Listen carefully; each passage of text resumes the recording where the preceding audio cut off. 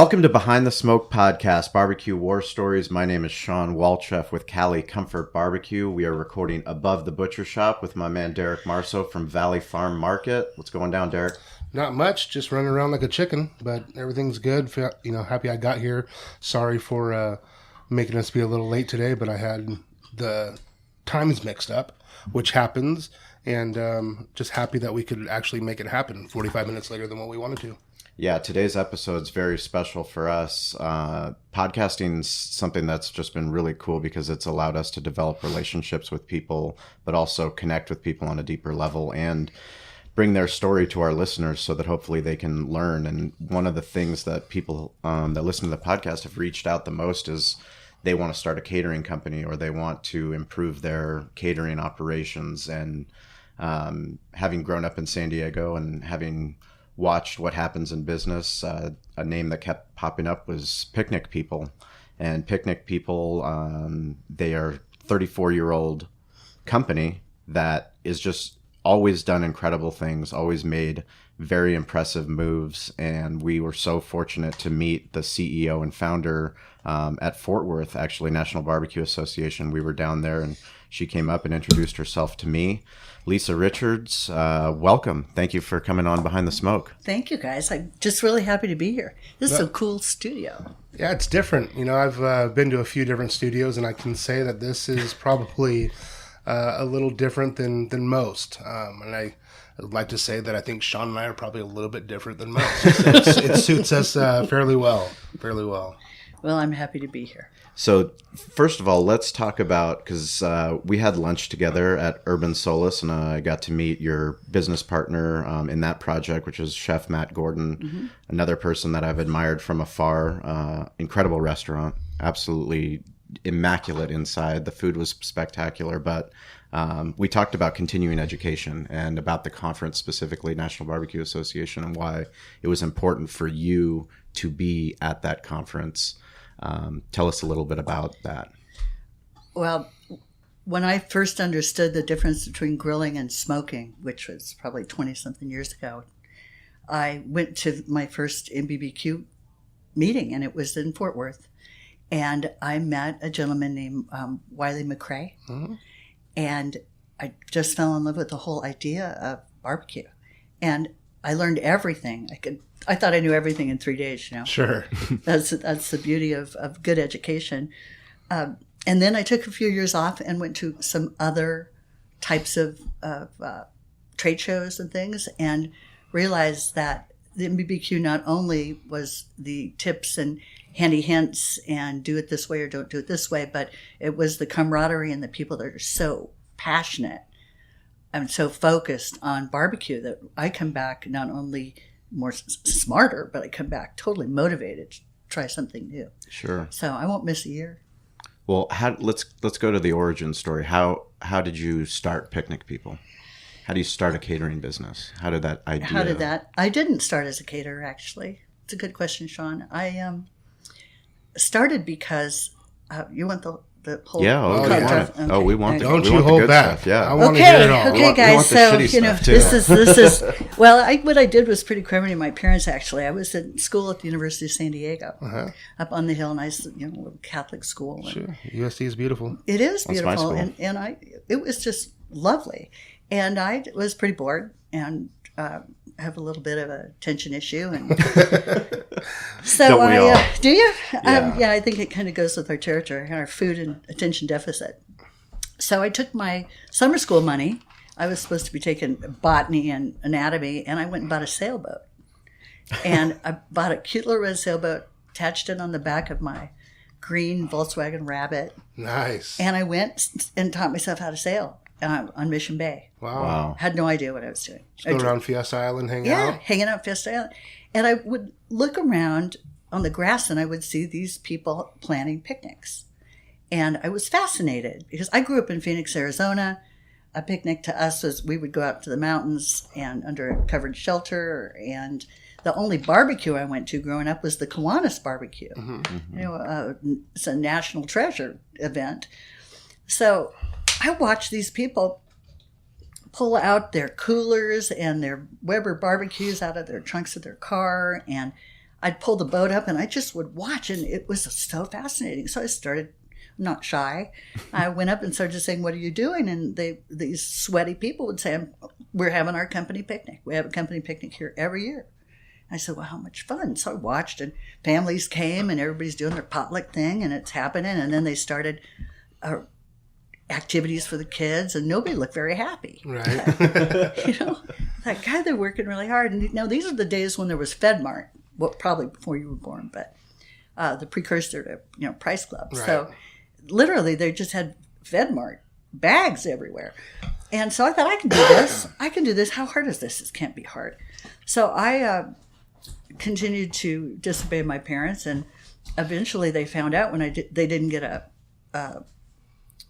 whatever you get in the mail from school saying your daughter passed summer school, because that didn't happen. Right. They get a picture of your sailboat. Yeah, they did. I got in big trouble, and my father, God bless him, I just adore him, my business mentor, said, "We're done. We're done. You don't get another dime. You got to figure out how to do this. Bye-bye." Nicest thing he ever did. So I had odd jobs, worked at Sears Tuxedo Rentals and some other strange things. I was the world's worst waitress for about 2 months. And I thought, I'm going to do this picnic thing. So I went down to the Chamber of Commerce and I bought their directory. And all these companies are listed. And I thought, okay, I'll just start calling and see what happens. So I made the phone call, and I happened to call Cole Construction Company, my very first phone call. Cole, Koll, well-known, respected company in San Diego in the 80s. This was actually 1978. And I got a woman on the phone. Her name is Brenda Zielinski. Her name is like embossed on my forehead. And she said, "If you can get here in an hour and a half, 2 hours, you can do our picnic." I said, "Okay." So Really? I went over there. I had never made a sales call on anybody. Wow. I had no idea what I was doing, but boy, can I explain an experience. Mm-hmm. So I had her so excited that she didn't have to go to FedMart, that she didn't have to bring her grill, that her husband wasn't going to have to play, hula hoop games with the kids. Sure. That this was going to be a done deal. So I left, and I didn't ask for money, and I didn't have a contract. I didn't have a business card. But I went down to Love's Barbecue Pit in Mission Valley. And Love's was in an old Wiener Schnitzel building. And I went in and I said, I need to have a party. And essentially I was the client. And I said, I've got 100 people. And I ordered the food. And I said, I'll come back on Saturday and pick it up. And they said, okay. And they didn't ask for money. They didn't ask for anything. So I put it all together that week. I got my roommates to come, and I bought beer illegally when I think about it. God, it was just, I don't think I did much right. No health department permits. I mean, we could go down the list of stuff didn't do. But you figured it out. I did figure it out. I did. That's part of the whole deal, is just having the courage to know that this is what you want to do in your heart, and then knowing that you're just going to figure it out. Derek, I have no fear, and probably not a lot of intelligence at that part of my life. I was 20, and I ended up throwing a great picnic for Cole Construction. They came back for 3 years in a row, and then on that third year, I had other clients too. I was pulling in, $120,000 a year. Wow. I didn't even know I was supposed to be paying taxes. Right. You're making profit? How'd you do your profit there? I mean, you just said, okay, here's my expenses. Here's my expenses, here's my profit. Yeah. Pretty simple, right? It's and math. They were fine with it? Numbers don't lie, yeah. They didn't bark at it at all? No, what I did is once I figured out what things cost, and I estimated high, and I figured, okay, I need to make 25% profit. Right. So I took my cost and I marked them up, and I thought, I can make a little more. So I put a little bit more on it and everybody squealed. And I thought, okay, I've got some room. Mm-hmm. Let's see what I can add as far as value goes and as far as expanding the experience. Mm-hmm. So I hired clowns, and then I learned how to run a real horseshoe tournament. And then I kept educating myself, and my roommates were like, my wing girls back here were doing this together. And it just grew. It grew. And I never had to go back and borrow a dime from my dad. But I did promise him I would finish college. Yeah. Yeah, I haven't quite gone back yet. And he passed away this year, and I just don't think he's going to care anymore. Yeah. So I think I'm through that gauntlet. Now, so with the growth, obviously you had to form an entity then when you were getting big enough. You formed your entity and created staff. What were some of the biggest hurdles you had to go through? Because, I mean, for us, I just know going through our caterings and our events that we do, growth is, such a great thing, but it could really bite you in the ass if you're not doing things right. So getting the right people out there. I did everything wrong. Really everything wrong, Derek. And then I met this lovely man. His name is Rick Richards, my husband of 38 years. And he said, if you're going to do this right, you've got to do this right.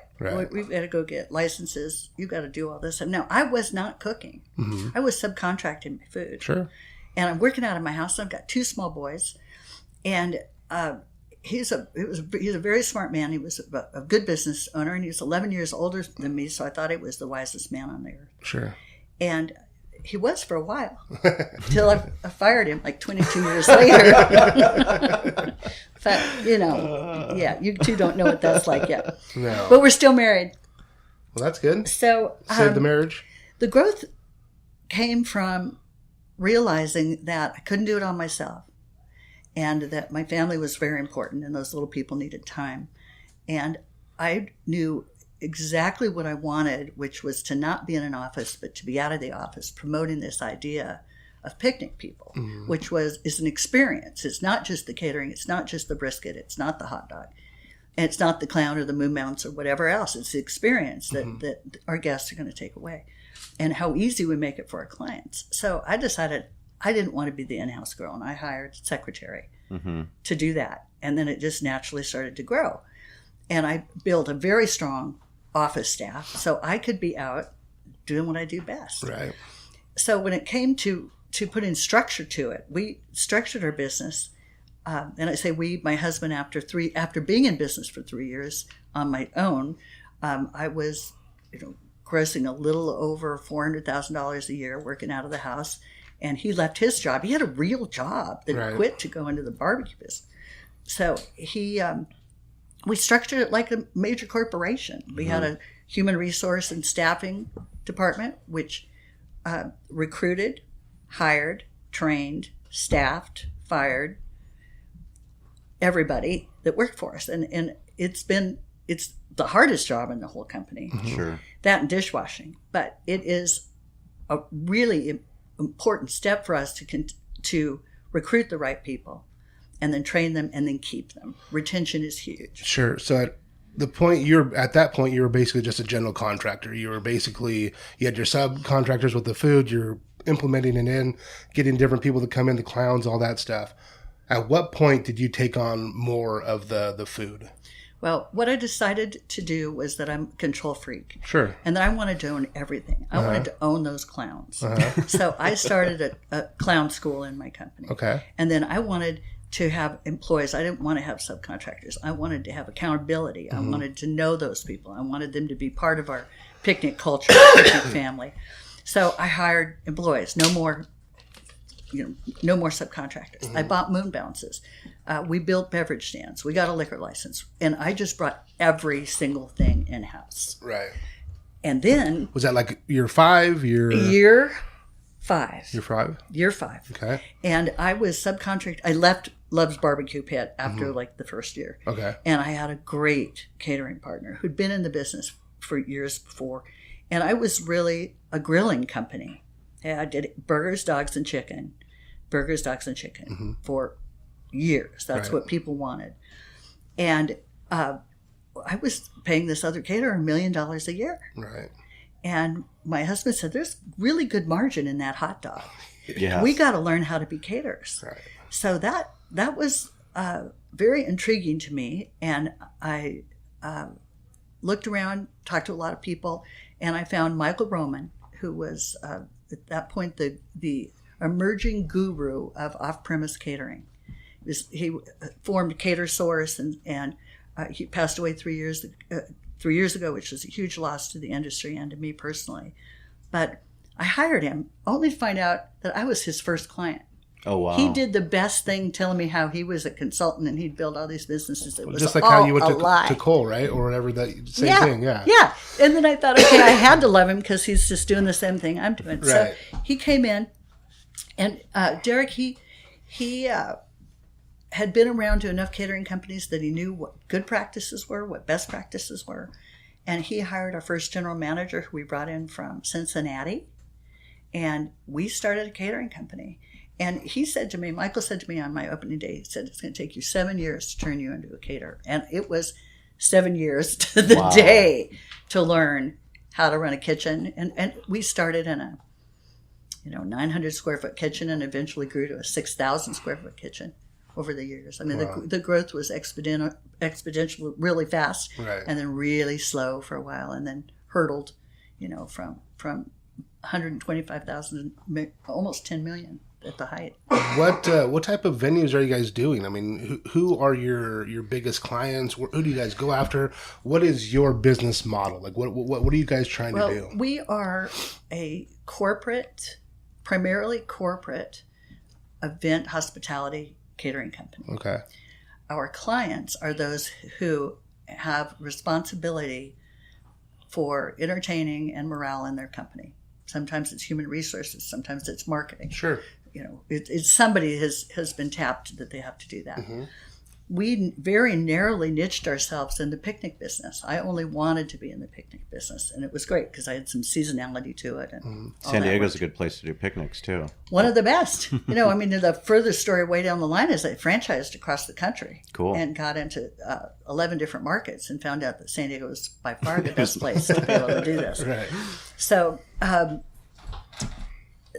going back to your question of what was your question? What's your business model? Who are you going after? What? Okay, yeah. So I'm going after San Diego corporate clients. And at that point, our biggest competitors were the zoo and SeaWorld. Because we didn't have a Shamu and we didn't have a cool elephant. Right. But we promote a family event. You come to a Picnic People event and you are together all day. You're playing and you're breaking bread together and you're having a beer if that's what's required, and playing volleyball and being together. Now, this is a location, or you can pick anywhere you want? I go everywhere. Okay. I go from Yuma to the beach into Orange County a little bit. People's down to houses? The border, people's houses, people's cul-de-sacs. Tailgates, big tailgates. Mm-hmm. Spend a lot of time at the stadium, kind of worried about what they're going to do with the old Q parking lot. Yeah, we're going to find out about that. I guess. Well, Alliance is the Fleet football team. Yeah, the Fleet Alliance football team. They're supposed to be using it. So. But we also have Landon Donovan. We're going to have him on the podcast to talk about Soccer City coming up. Ooh. So that should be interesting. That'll be a good one. So we're in the mobile, off-premise catering business, meaning I take my food, my kitchen, my staff, and I can go anywhere and throw a party. So they're not coming to me, I'm going to them. Mm-hmm. And like you said, I can do it in somebody's backyard. Sure.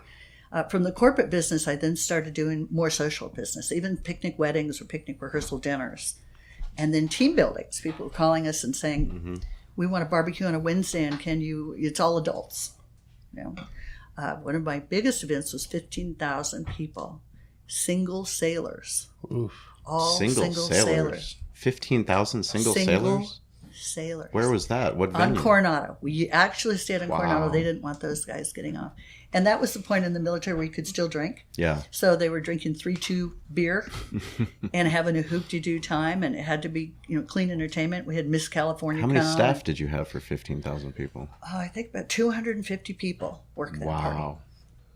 That party. It was you're saying major. We were understaffed when we did our 6,000 people and had 12 people trying to do it? You did what? You did 6,000 people with 12 people? I don't know how many we ended up doing. We didn't have more than 15 for sure. Yeah. Derek and I were on the line for pretty much the entire event. That's another segment. That's another story. Hey, that's a barbecue war story. I can show you how to do that. Yeah. I can tell you how many people. I've got 5,000 people coming up at the end of the month, and I have 120 people on it. Wow. So we're understaffed. Yeah. So only by 80%. Right. So when did you decide that you needed your own facility and your own kitchen? 3 years in. 3 years in. We decided that, actually 5 years in from the start was when we hired Michael and built our first kitchen. He built I didn't know what a tilting skillet was. Mm-hmm. And I wanted a smoker, so I bought this little upright smoker. I thought I could do something with it. A little cook shack. It was the greatest thing, but it had no volume. I couldn't do anything out of it. So I turned it into a cold smoker. And we did that, and then we grew to, we were at 3 million, and when you get to 3 million mark, a lot of businesses have to decide if they're going to get big or hold. Sure. So we decided we were going to take that next step and get to that 7 million mark, and we bought a piece of land and built a 30,000 square foot custom catering facility that was unbelievable. Where's that at? It's right off of Camino Ruiz and Miramar Road. And what happened was we being my husband and I went around the country. Michael Roman said, go see these people in Florida. So Derek, we took off, went to Florida, and saw electricity hanging from the roof. I never thought about how easy it was to have electricity coming down instead of plugging into a wall. Right. And took all of this back, and it took us about 18 months to design it. Deep loading docks, great refrigeration space. How many places? So you went on other site visits. How did you make those connections? Through MBBQ, I knew some of those people. Really? Yeah. And then through Michael Roman, I knew some of those people. And Cater Source, which is the association for... And the conference as well, right, in Vegas for caterers. Right. And ICA, ICA is the Catering Association, International Catering Association. I have a lot of friends through that. And, caterers, you open your arm. Chefs want you in your kitchen. Sure. Well, I think that's an important point that a lot of people overlook is that there are resources, but you have to be willing to ask. The more that we ask people at NBBQA when we go out there or we talk to other restaurant owners, if you ask the question, chances are, we're not hiding anything. If someone asks Derek about, what's going on in the butcher shop, he's more than willing to help educate. And that's what Gene did for us at Cali Comfort. So you have to be willing to ask. That's the joy of sharing that knowledge. It's the curiosity. And I didn't invent the hot dog, but I can tell somebody how to grill thousands of them if they need it. Mm-hmm. I love that sharing. I love it. And that's how we got good at what we did, by learning from other people. I didn't finish college, didn't take any accounting classes, had to learn a lot of things, and I learned it by great mentors, by great chefs, incredible employees that came in and taught me how to treat people. Okay, so now, what if I were to say, okay, Lisa, I got an event coming up, and I'm going to have about 100 people at my house. Is that something you do? What's your minimum? And then how do you come up with a menu? Do you just have your menu mapped out? I can pick from anything.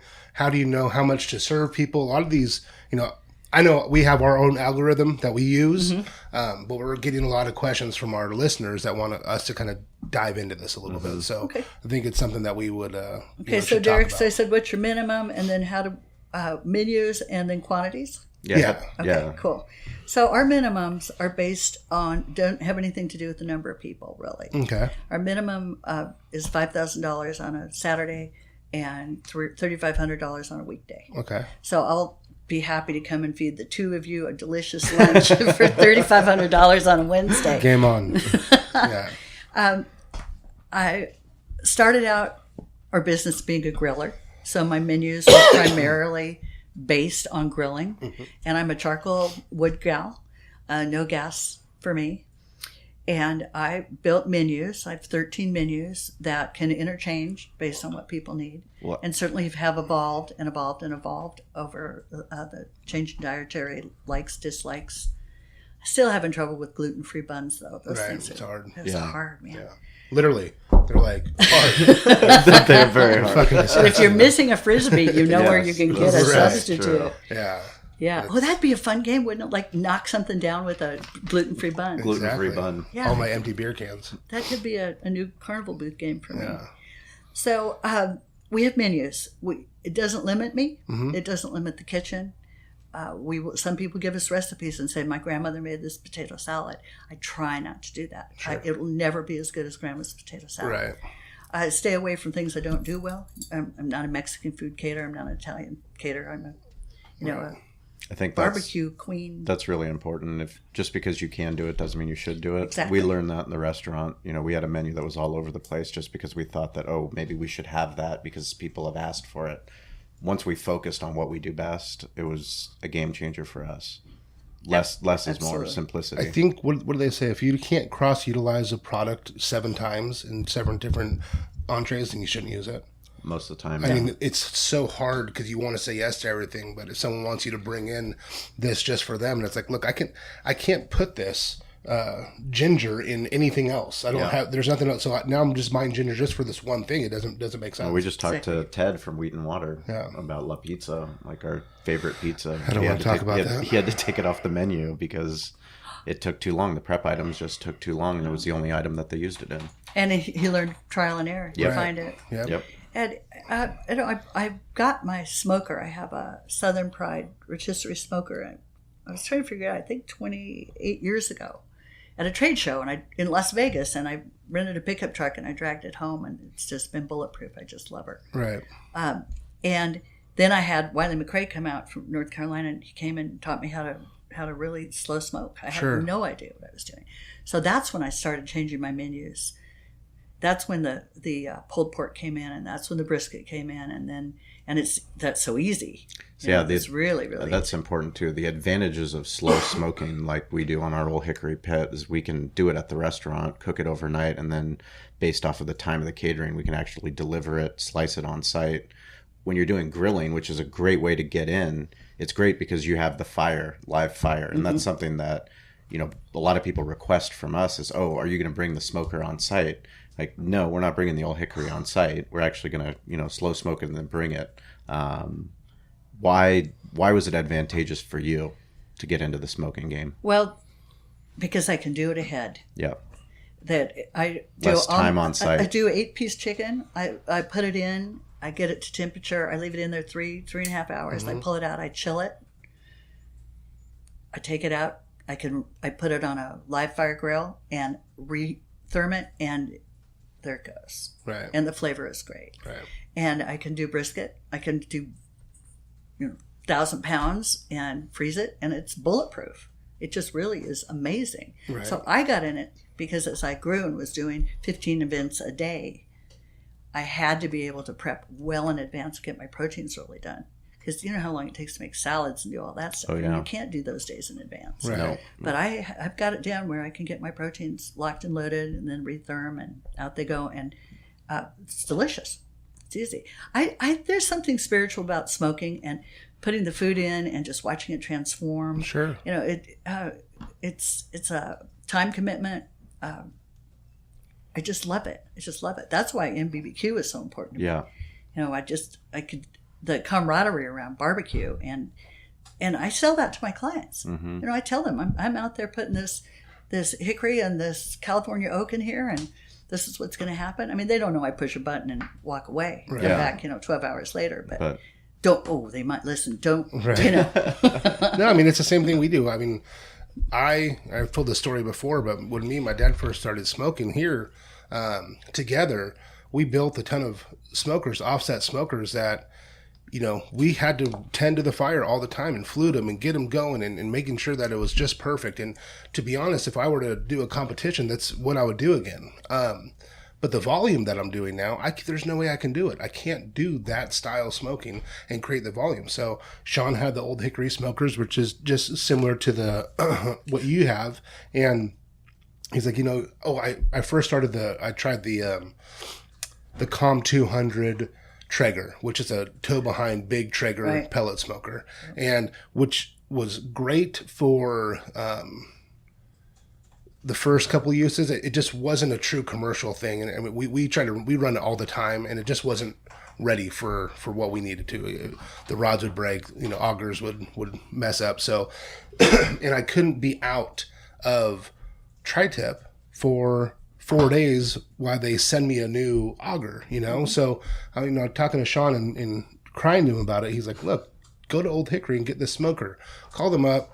Luke was great. Everyone was great. Send it over. And everything that, if anything ever breaks, which I've had mine for 3 years now, 4 years, nothing's ever broke. It's been great. But you can get everything at Granger. And it's just, I'm not down. I can just go run and get the part and fix it, because they don't want you down at all. They want you, to be smoking all the time. But it is that thing where we cook it and we push a button and we set it to the temperature and it goes. And yeah, we're using real wood, but it also has a cook and hold feature so that when it's done and it gets to the time that we want it to go, it goes down to 160 degrees and holds it at that temperature until we come and pull it off. And to do the volume that we do, you have to be able to do something like that. And yeah, maybe it might not be exactly what I would do for competition. But I'll tell you this right now, my consumer, they don't want competition style brisket. If I were to feed them competition style brisket, I don't think they would like it nearly as much as what we do right now. It's just different. Feeding the masses is different than feeding someone like a one bite, one perfect little thing. It's just completely different. It's a completely different animal. So I'm stoked where we're at. But like you said, they don't know that you push that button. But look, we had to do a lot of research to figure out how to do this and how to do it right. And sometimes that button clicked is the way to go. It's the only way to get any sleep. Yeah. I have Traegers in my backyard. And right. Same thing there. You got to make sure you're feeding them those pellets. Right. And feeding them pellets. And then, like I said, the augers and the heating element on them. Again, we talked with Chad Ward, and I know he wants to come and sit down and go over like what they can do to make it better, and I commend them for that. But it just wasn't ready for the use that we were. You beat them up. Yeah, you really beat them up. Yeah, we were. I tell you, my Southern Pride's been up and down the freeway a zillion times, and it just keeps on going. Right. She's never broken. I've only lost one cook, and it was because I pushed the wrong button, right. And that was a horrible day in my life. Right. Isn't it horrible? We talk about it because we fucked up a lot of stuff on Thanksgivings for people, and we laugh about it. But it's like, man, there's nothing. Turkeys. There's nothing worse than that feeling that you get when you totally fuck someone's like day up, and you're like, man, it really gets you right in the gut. You just feel so bad. It's like they were looking forward to this. They're salivating. They wanted this stuff, and it's like you got to tell them, we don't got it. We fucked up. We messed up. We're sorry. This is a 200 person whatever, and you got to figure out a way to fix it. But guess what? I can't snap my fingers and say that we have 16 hours to make another brisket. It's just not going to happen right now. So, figuring out how to backpedal and get out of it is hard sometimes. But, I mean, there's nothing worse than letting someone down that's waiting for your food. You got to know where your Spartan finals are, because you've got to go buy their marinated tri-tip and throw it on when you like that.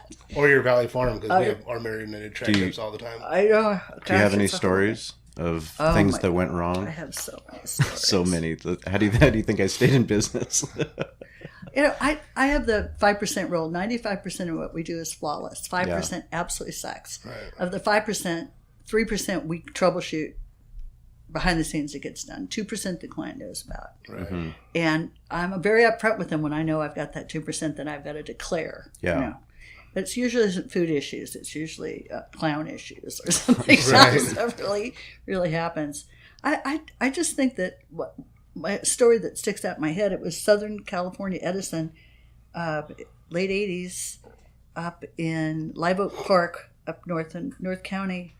And she told me she was going to have 1,000 people, and we were ready. And she had about 2,500 people show up. Oh. And they have a Vons there. I don't think it was Vons then. But every hot dog in that store, about every bun in that store. The general manager of that store should have gotten a medal.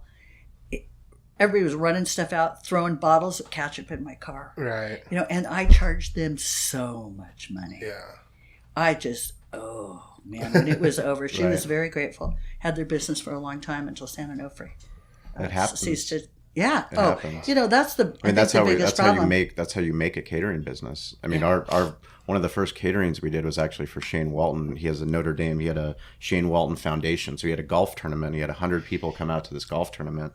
We're like, we're going to do our ribs, and we're going to do brisket, and we're going to, have wedding beans.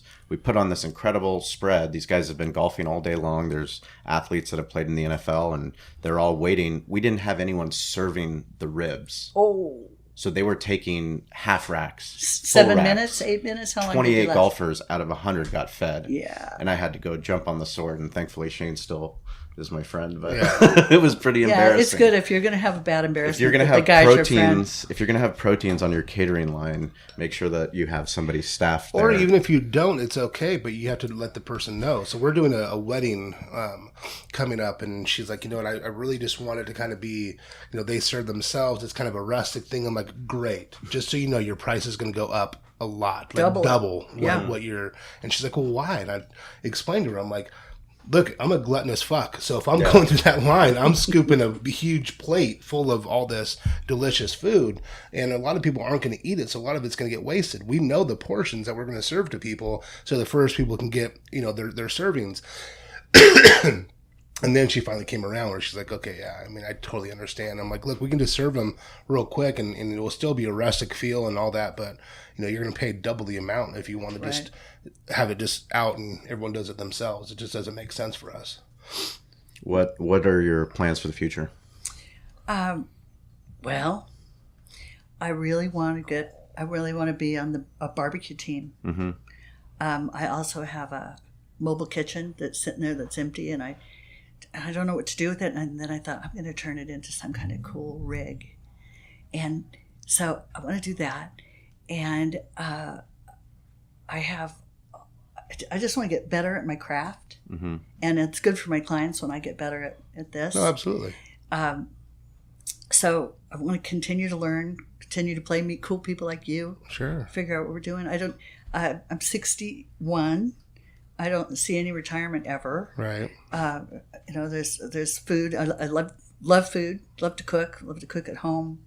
Sample, taste. Well, you have it in your blood. I mean, you can't be in this business unless you love the thrill of the rush. I mean, it's talking to the client. It's getting ready. We work when everyone plays. I mean, there's a reason we want to go and put on a barbecue festival and shut down the village and have 30 amateur barbecue teams competing for Spring Valley, and then have 30 judges and have barbecue restaurants and live band. Like, why would we do that on an NFL Sunday when we've got plenty of other stuff going on? You'd rather do it. We love doing it. Also, where make sure you raise your boys in your business, because they'll grow up to have great work ethic and understand that all three of my kids were raised in this business and they're good at it. They all since, well, actually one son came back to work for me today. So we had a 3-year rule. You got to leave for 3 years, work for somebody else, figure out what good employers we are. You come back with a different attitude, we might rehire you. That's actually funny. We were talking about that. I was talking to my wife and just saying things like, if my kids want to come into the business, they're more than welcome to. I want them to be able to pave their own path. I'm very, very hypersensitive to, I don't want my kids to have to feel like they have to live up to what I've done. I was fortunate to play in the NFL, do things. I don't want them to feel like they have to follow dad. I want them to create their own path. If that path so happens that they want to come in and do the store, well, we'll work on it. But I'm the same way. They have to go work in another grocery store for 2 years. Yeah. They cannot just come into the store and be entitled, which I don't think they will. I have great kids and a great wife. But they're going to go work somewhere else for a few years just to understand what goes on in other places. Then be able to come back and say, okay, I'm ready to do this. Well, I just had this morning my first child get rehired. Yeah. That's coming back in. Did you hire him? No, he had to go to the HR department, go through the paperwork, and there you go talk to the. Yeah, no. What's his title? He doesn't get one for 3 months. Okay. He's going to come in and start in the warehouse. And how old? He just turned 30 last week. Cool. So he's been out. He's been working for a rental company. He knows equipment really well. Mm-hmm. He's logistically brilliant, and so eventually he'll end up on the logistics side. Why is logistics important in catering? It's everything, right? And whether it's it's the logistics of cooking, the logistics of packing. I did a study one time and figured that I've sent 10,000 items out, individual items out for a party of 300 people. So those 10,000 items have to get there. I've got a warehouse and a fleet of trucks and 4 guys that work 100% of their time in the warehouse just loading. And it's systemized, and we've got software that supports it. We know what we're supposed to be doing. Mm-hmm. But no matter what, that 5% rule is going to play into it. You also asked what else would I like to do, and this is not a personal plug, but it's a sharing of knowledge. I've been consulting for catering companies. Cool. Through Certified Catering Consultants. A group of us came together and said, we've been doing this 1,000 years between all of us. How are we going to help people? Right. So I have incredible clients, some that are just starting from, hey, I need to build a kitchen, to those that have been in business 15 years and are stalled. A lot of clients with people problems. Right. How do you hire them, train them, keep them from, This is probably a question you probably hate to people to ask, but if you were going to give someone, advice, like 5 tips, what would they be?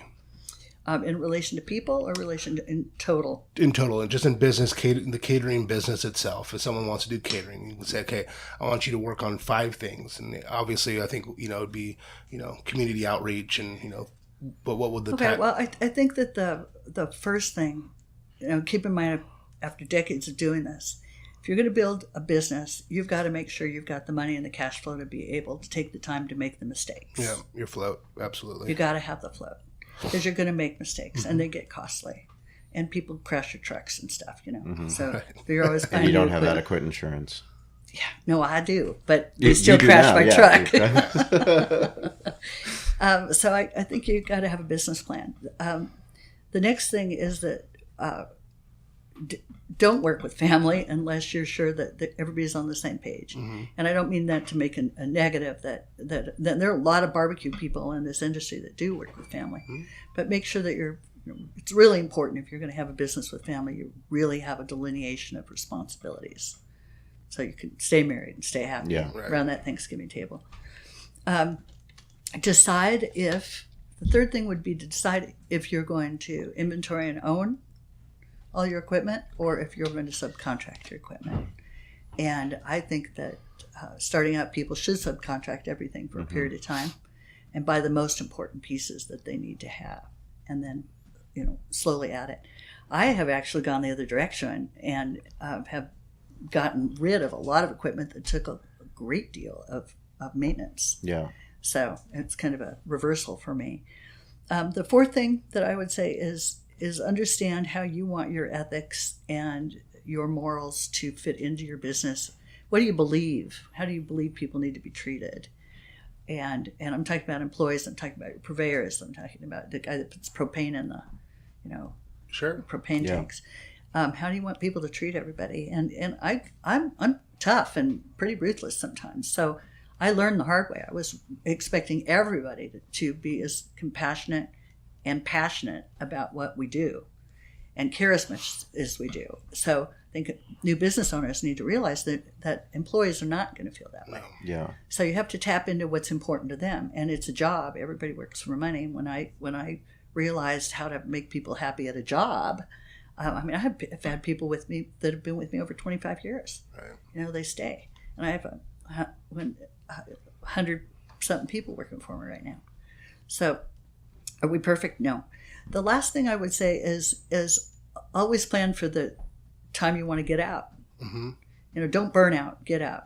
Figure out how to take it apart and plan. And now that's so funny because I never even thought about it until I was 55, and then I had to spend a lot of time trying to figure out how to make those next transition steps. So I don't believe that number 5 I would throw away because I don't think that's true.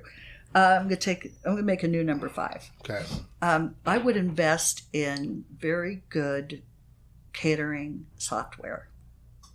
I would find software that is on the market that will run your business from top to bottom. What do you use? I use a product called Fusion. Fusion? Yeah. And we've put had the it link in the show notes for anybody. 22 years. We were a beta site, actually. And it's everything from customer management all the way through the final billing, every single report, load boards, kitchen sheets. Earlier you asked me about quantities and things. All of that is calculated in an algorithm. Comes right out of that software. Does it have menu engineering for recipes? It has menu engineering. It takes it down to how much kosher salt you've got to use. So I think that a handful. Yeah, a pinch. Gene. That's literally how my dad, God bless him, I love him to death. My dad's like the nicest A pinch. guy. But A pinch. Put That's two my dad. handfuls of pepper and 2 handfuls of salt. I'm like, Dad, your hand is a lot bigger than his hand, so these recipes aren't really let's measure that out and get it down to a science. He's like, what, son, that sounds like a good idea. Okay, great, let's do it. You're lucky he was open to it. Oh yeah, I honestly, I'm very, very fortunate to have the dad I have because he allowed me to be who I am, and he knew that my best way of learning is experiences, so he never wanted to take those away from me. So he wanted to say, sometimes when I'd come up with an idea, he'd be like, even though he had done it before and failed, he'd be like, okay, son, go for it. What's your dad's name? Don Marso. Yeah, he's a saint. He is. My dad, George Taylor, is the one that taught me how to grill. Yeah. I was 11, and he would have these beautiful ribeyes, and he'd say, okay, here you go. And there were 6 of us in the family. And He gave you ribeyes to cook at 11? Mm-hmm. Wow. But that's a lot of trust. Everything was on time. 7 minutes flip, 5 minutes off. He never temped anything. He taught me how to touch stuff. Sure. And now you get in the catering business, you can't be poking your food unless you have a glove on. And it's so I'd start to reach no, I cannot poke that woman's steak. Right. So that's a little bit different. But This industry is brutal, ruthless, and it's so rewarding. It's to make a life out of doing what the three of us do and everybody else in this barbecue world. It's just such a joy. I'm so incredibly blessed. Yeah. Really. It's incredible when you think about the impact that you've had. I mean, you have this infographic that we'll put in the show notes, but I mean, this was 4 years ago when you were celebrating your 30th, and you said after 30 years of fun in the sun, we've served over 1 million kids, 100,000 pounds of tri-tip you've cooked, you've served over 1 million plates of barbecue food, grilled over $1.5 million hot dogs. I mean, 1.5 million hot dogs. I mean, that's incredible, the amount of lives that you've touched. And they come to you, picnic people, they come to you because that's a special time for them, and that's the memorable time. And all the logistics that we didn't talk about of the setups and the breakdowns and the easy ups and the trash can, all that matters is that when people look back on that company picnic, they look back with a smile and they realize, like, I remember when I won Employee of the Month and I was recognized on Mission Bay, and Picnic People, they were there and they did just an incredible job with my kids and my family. That's important because now you're helping that company with their company culture. That touches my soul. That's why I do what I do. Right.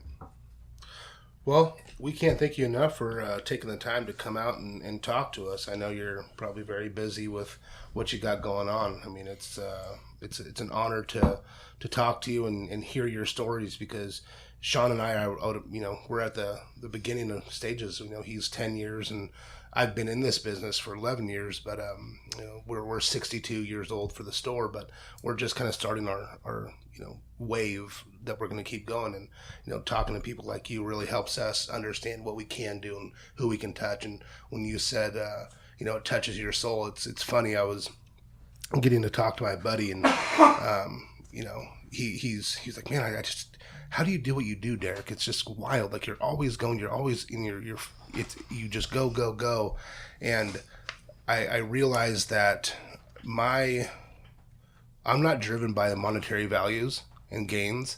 I'm truly moved by the feelings I get from helping people. And if I can continue to do that, when I lose that, I'm going to switch what I'm doing. But if I can continue to do this and continue to touch people and make people happy. And continue to figure out how to make money. Yeah. Because this is, I do what I do and love it. Right. But I get paid for it. And I'm worth it. Right. I work hard for people. Yeah. So I'm not a charity. I also want to thank you for your burning desire to continue your education. It's something that my grandfather taught me. It's something that's why we do this podcast, is that we can help give back to the barbecue community, to people that own small businesses, even if they're not in the food business or hospitality business. And for us, meeting you at NBBQA, and then I'm sure we'll see you for IMBBQ 2019 in Kansas City in April. Looking forward to it. I'm so proud of you two. This is great what you're doing. Thank you very much. It's really wonderful. Well, and you're so much fun.